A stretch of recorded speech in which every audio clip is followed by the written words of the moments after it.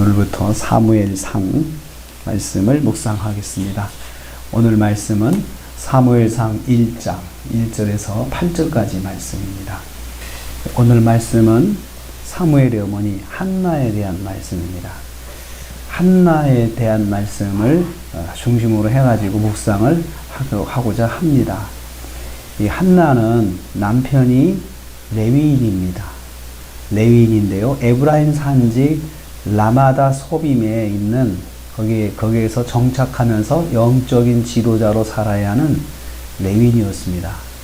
이스라엘 지파의 이스라엘 백성에게 하나님께서 땅을 분배해 주실 때에 레위인은 땅을 받지 못했습니다. 왜냐하면 레위인은 자기 땅이 없이 이스라엘 12지파에 다 흩어져 지내면서 영적인 그런 섬김을 하라고 하나님께서 그렇게 말씀하셔서 이제 각 지파가 11조와 헌물로 레위인을 먹고 살게 해야 하는 것이지, 레위인이 따로 땅과 재산을 가지고 살도록 하지는 않으셨기 때문에 그렇습니다. 그래서 이 한나의 남편 엘가나는 에브라임 산지에 흩어져 있는 정착하고 사는 레위인입니다.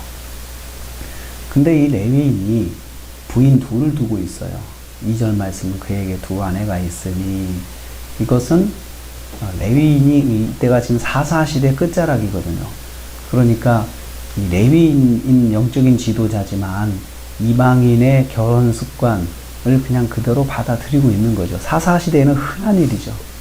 자기 근무지도 그냥 쉽게 떠나는 것이 사사시대고, 부인을 한두 명, 두세 명 두는 것도 그냥 고통으로 생각하는 것이 사사시대죠.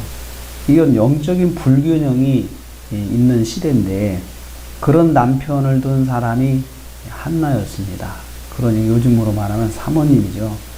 그래서 세속화에 물든 평범한 영적 지도자를 남편으로 둔 한나가 되겠습니다. 그런데 이 한나는 자식이 없었습니다. 두 부인 중에 자식이 없었다라고 이야기를 합니다. 경쟁 관계에 있는 부인에게는 자식이 있는데, 한나 자신은 자식이 없는 치명적인 약점을 가지고 있습니다. 두 부인 중에 자식이 없는 사람은 정말 힘들겠죠. 그 약점을, 그런데 5절 말씀 보면 하나님께서 허락하신 것이다. 그래서 5절에 두 번 반복이 돼요. 여호와께서 그에게 임신하지 못하게 하시니, 6절에 여호와께서 그에게 임신하지 못하게 하심으로, 이 하나님께서 자식을 낳지 못하게 하신 것을 두 번 연이어서 강조를 하고 있어요. 그러니까 한나의 무자식은 하나님의 계획과 섭리 속에 있는 것이다 라는 거죠. 그런데 하나님의 계획과 섭리 속에 있는데 한나 자신은 고통스럽습니다.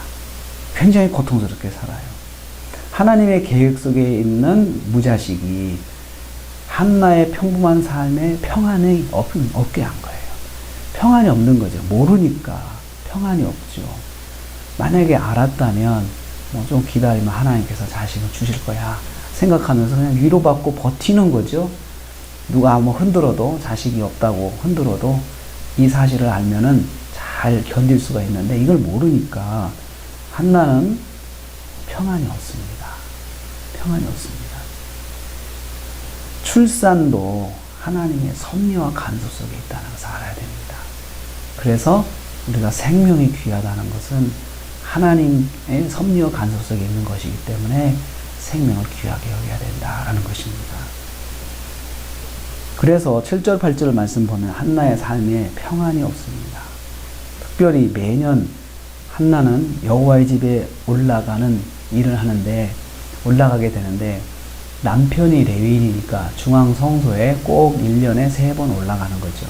또 남편뿐만 아니고 레위인뿐만 아니고 모든 남자들은 1년에 3번 여호와 앞에 보이라, 이게 말씀입니다.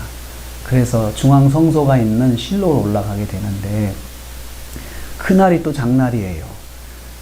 올라갈 때 가족이 다 올라가는데, 자식이 있는 사람은 자식 다 이렇게 끌고 다니면 자식들 옷도 입히고 예쁘게 입히고 꾸며가지고 자식들을 건드리고 가는데, 한나만 딸랑 혼자 가야 되니까 그것도 한나가 마음 편치 않아요. 근데 더욱이 그럴 때마다 경쟁 관계에 있는 분인나가 자꾸 자극을 해요.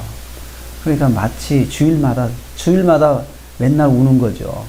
주일날마다 만약에 그런 평안이 없으면 은혜를 받겠습니까? 하나님 앞에 나가는 게 편하지도 않죠. 나가는 일 자체가 부담스럽고 나가기도 싫고 그렇겠죠.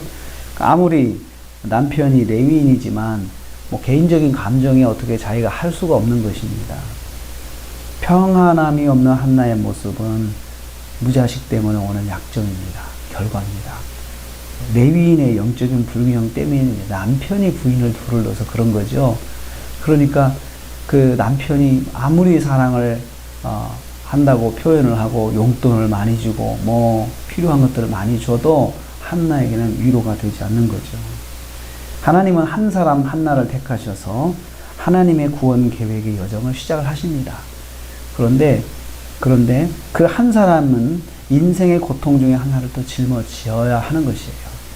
하나님의 계획 속에 있다고 해서 모든 일이 다 내가 평안한 건 아닌 것을 알 수 있어요. 내가 그 하나님의 뜻을 모르면 평안함이 없어지죠. 그리고 또 하나님께서 어떤 계획하신 일들 가운데 그 일을 나를 통해서 이루시겠다 할 때는 또 그 일 때문에 내가 어려움을 당할 수도 있습니다. 그것이 하나님의 섭리 속에 포함되어 있는 것입니다. 하나님의 계획 속에 짊어져야 하는 고난도 있다. 우리 그거 알아야 됩니다.